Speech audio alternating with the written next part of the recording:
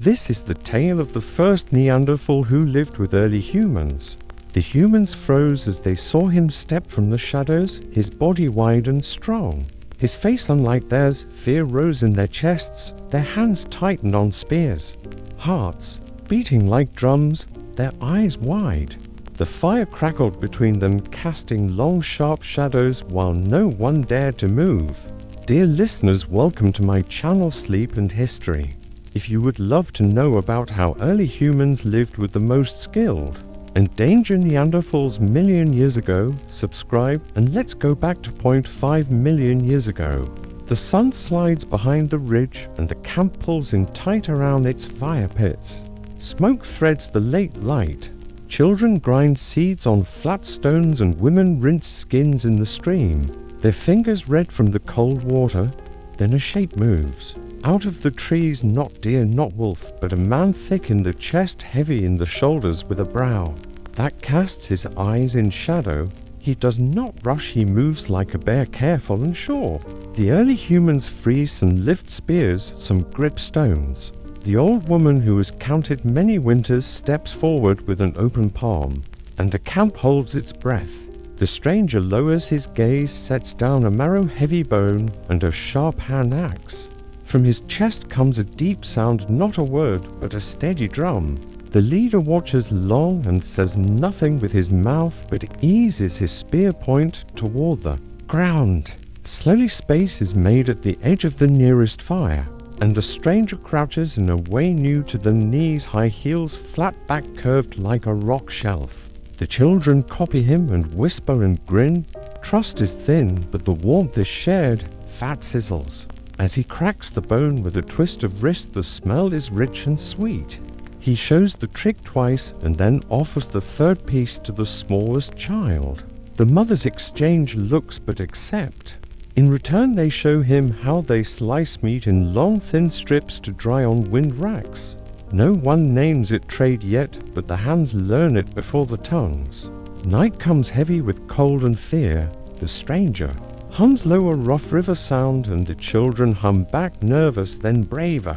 The circle around the fire feels less like to haves, more like wondering.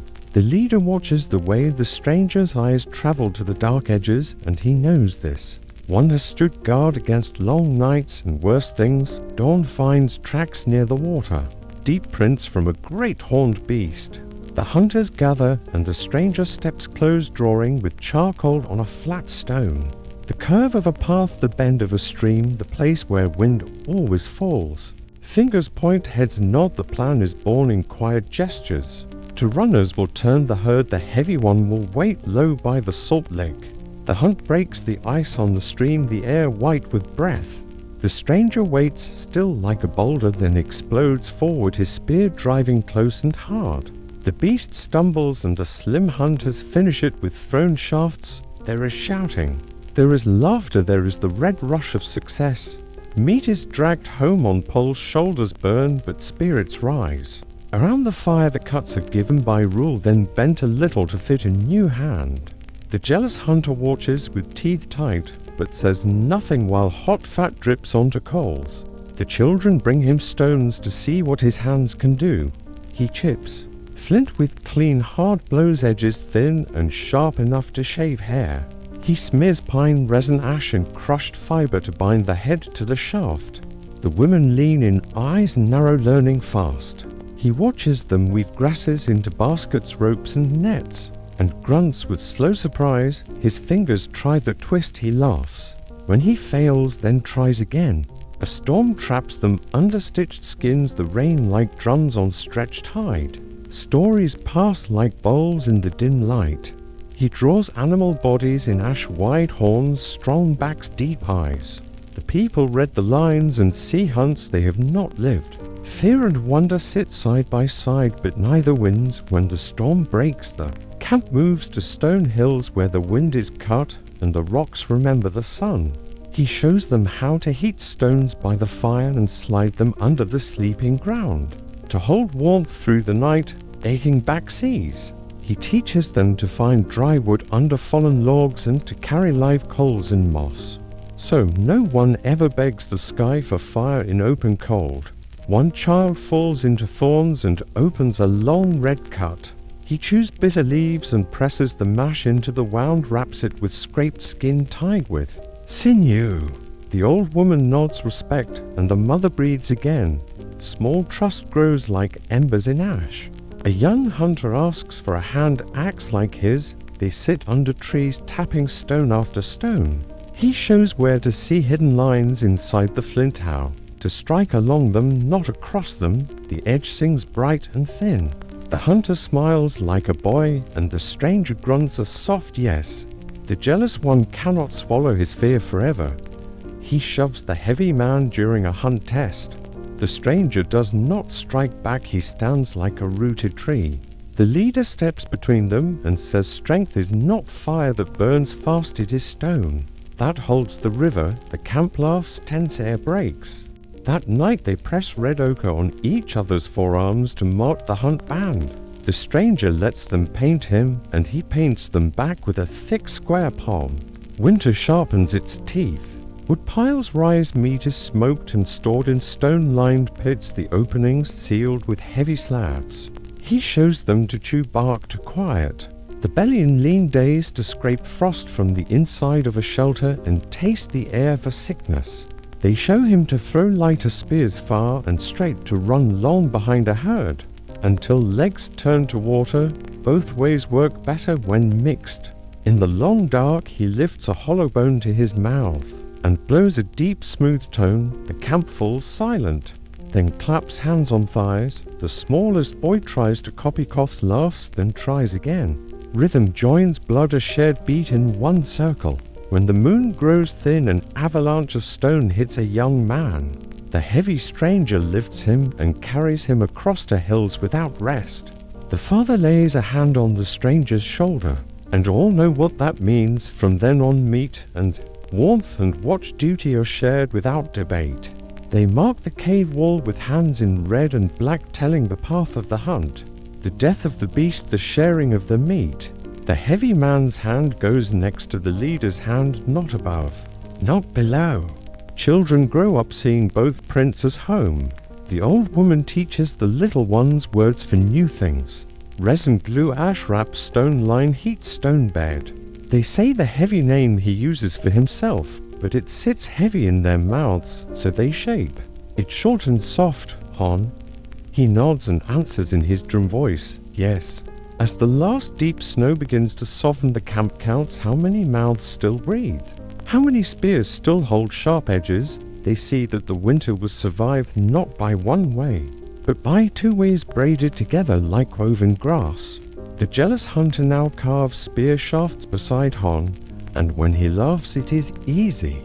The leader sits with Hon shaping a blade by ember light.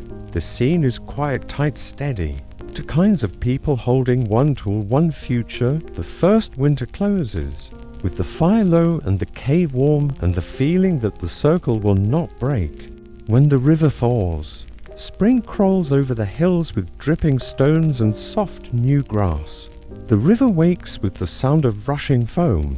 The camp shifts closer to the banks to drink fresh water and watch for fish. Silver and quick, Hon walks at the front with the leader, his heavy step leaving deep marks while the lighter hunters scatter around him. The air smells of wet bark and turned earth. Every sound feels alive. Hon shows them where the river bends into a shallow pool where fish swim lazy under sunlight. He wades in slow, pushing them toward the humans waiting with woven nets. They laugh when they catch the 3 at a time. This is new food, fresh and quick. The women cut the fish open with sharp flakes of flint, laying them on hot stones to cook. Hon tastes the fish, his face softens, he grunts approval. The camp learns to read the land in new ways. Hon shows them to watch the sky for the small dark lines of geese moving north, which means snow will soon melt from high ridges. He picks up handfuls of soil, smells it, rubs it between fingers. He knows where roots hide under frost, where wild onions grow near wet ground. The humans follow his hand signs and taste these plants, some bitter, some sweet. All fill their bellies. In turn they teach Hon to shape lighter spears with slim wooden shafts. They show him how to balance the weight so it flies far. At first, he throws too heavy, his strength breaking the shaft, but slowly he learns. His deep laugh rumbles when his spear finally spins true and hits a mark. The hunters clap him on the back. The rhythms of life change. Mornings are for hunts and fishing. Afternoons for scraping hides, twisting fibers, shaping new tools. Nights for fire and stories. Hon joins the women when they pound seeds with stones. His heavy arms make quick work of hard grains. They tease him for spilling too much, and he grins, showing teeth wide and blunt. He hums low tunes while he works. The children join with claps, and soon new songs are born. A mix of their quick high chants and his deep slow beats. They mark time for work and play with this music. Even the old woman sways her head while she grinds pigments for painting. As spring deepens, the camp begins to travel more, following herds across plains dotted with wild flowers. Hon carries the heaviest loads without being asked, his back bent. Under wood and hides, yet his breath remains steady. The leader watches and respects him more with each passing day. One day they find a cave high in the ridge, dark and cool with long shadows and dripping water. Hon steps inside, first sniffing the air. He runs his hand along the wall as if greeting an old friend. The humans follow, carrying torches of pine. Inside they see smooth walls perfect for drawing. Hon dips fingers in red ochre and begins to mark the shapes of animals: bison, horse, bear. The humans watch amazed. Some join him, adding lines and dots. Together they create the first shared story in color and stone. As summer heat arrives, the camp faces new challenges.